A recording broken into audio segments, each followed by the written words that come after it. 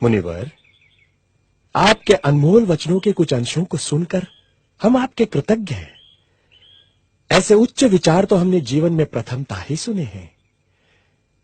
मुनिवर, हम दशरथ पुत्र राम हैं।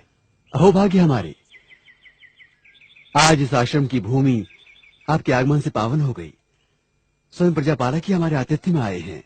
मुनिश्रेष्ठ, आप जैसे महान ज्ञानी ऋषियों के कारण ही हमारे राज्य की भूमि पावन है, किंतु आज तक आप जैसे सद्गुरु से हमारा परिचय कैसे नहीं हुआ?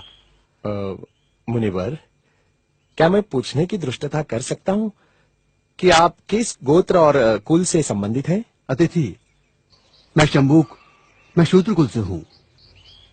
भ्रष्ट कर दिया शूद्र ने, पानी पिलाकर अपवित्र कर दिया हमें। छी छी, अब शरीर शुद्धि के लिए गौमूत्र छिड़कना होगा।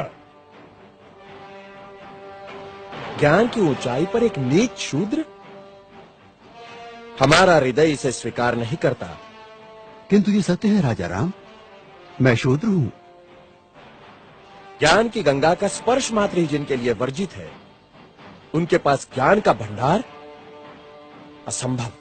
तभी तो राम राज्य में अराजकता फैली है। राम, क्या आपको ज्ञात है कि धर्मानुसार आपका अपराध जघन्य है? मेरा अपराध? क्या शूद्र का ज्ञान प्राप्त करना अपराध है? हाँ, अपराध है, जिसके कारण हमारे राज्य में एक ब्राह्मण पुत्र की अल्पायु में मृत्यु हो गई। हे कर्तव्यनिष्ठ राम, बड़े ही दुख के साथ मुझे कहना पड़ रहा है कि निष्कारण ही आप मुझे ब्राह्मण पुत्र की मृत्यु का दोषी ठहरा रहे हैं, जिस घटना से मेरा कोई संबंध नहीं। उसका मुझ पर। राजा राम, मैंने कहता था जिसका जो कार्य है वही कार्य उसे करते रहना चाहिए, नहीं तो ये शूद्र भी एक दिन अपना सर उठाकर हमको ज्ञान पढ़ाएंगे। राजा राम, तुमको असंगत कहेंगे। शंबुक, तुमने धर्म की मर्यादा का उल्लंघन किया है। मैंने किसी धर्म की मर्यादा का उल्लंघन नहीं किया है।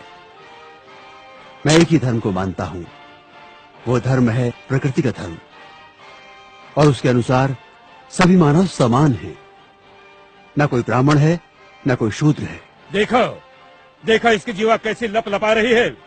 भविष्य में शास्त्र धर्म की शिक्षा देकर तुम राजा राम को ही आह्वान दोगे। ऋषि, हमें किसी राजसत्ता और वैभव की लालसा नहीं है। हमें तो सिर्फ एक मानव जैसा जीवन व्यतीत करना है, और फिर बस समाप्त करो तुम्हारे वचन। 2 अक्षर क्या पढ़ लिए, हमें ही ज्ञान की भाषा सिखाने लगे। राम, ये अपराधी है और इसे दंड मिलना ही चाहिए, नहीं तो ऐसे पापियों के कारण हमारे राज्य में आपत्ति आ सकती है। आपके धर्म की पाप और पुण्य की कल्पना से मैं अच्छी तरह परिचित हूं। वो सारा पाखंड आपने अपने स्वार्थ के लिए रचा है और सारी प्रजा को मूर्ख बना रहे हैं। अपनी वाणी को रोको शंबुक। हम अपने परम पूज्य गुरु का और अपमान नहीं सह सकते। तुमने धर्मोल्लंघन किया है, जिसके कारण हमारे राज्य में एक ब्राह्मण पुत्र की अल्पायु में मृत्यु हो गई। हम अपने राज्य के ब्राह्मणों को और व्यथित नहीं कर सकते शूद्र। किंतु ब्राह्मण पुत्र की मृत्यु का कारण मैं कैसे हो सकता हूं? हे राजन, बड़ी नम्रता से दुस्साहस कर रहा हूं। आप तनिक अपने मन दर्पण में झांक कर तो देखें, तो आपको पता चलेगा कि आज की और कल की आपकी छवि में कितना अंतर पड़ा है। हे मर्यादा पुरुषोत्तम, राजा के अहंकार को कुछ क्षण के लिए त्याग कर तो देखो। मुझे स्वप्न में भी आशा नहीं थी कि देवताओं के मान्यवर दशरथ पुत्र राम का इतना नैतिक पतन हो जाएगा। किसी के पास कह दिया तो आपके सोचने की शक्ति क्षीण हो गई। राजदंड की आड़ में ऋषि का वध करने के लिए उद्युक्त हो गए। दोषी मैं नहीं राजा राम, अपितु ब्राह्मण पुत्र की मृत्यु के लिए दोषी आप हैं। अपनी विष उगलती जिह्वा को रोको शंबुक। मुझे भयभीत करने की चेष्टा न करो राम। जब जब किसी शूद्र ने परंपरागत सामाजिक दास्तां की बेड़ियां तोड़ने की चेष्टा की, तब तक धर्मांधों ने उसकी हत्या कर दी।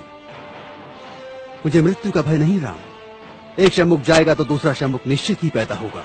शंबुक, मैं राम, स्वाभिमान और स्वतंत्रता का लघु जीवन भी दास्ता और अपमान से भरे दीर्घायु से कई गुना सुखकर है। अब यदि एक भी शब्द तुम्हारे मुख से और निकला तो मैं सत्य हूं और सत्य की कभी मृत्यु नहीं होती।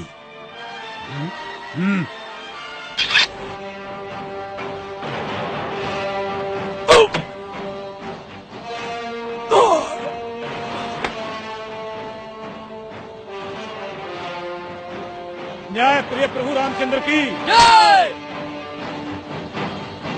न्याय प्रिय प्रभु रामचंद्र की जय न्याय प्रिय प्रभु रामचंद्र की जय न्याय प्रिय प्रभु रामचंद्र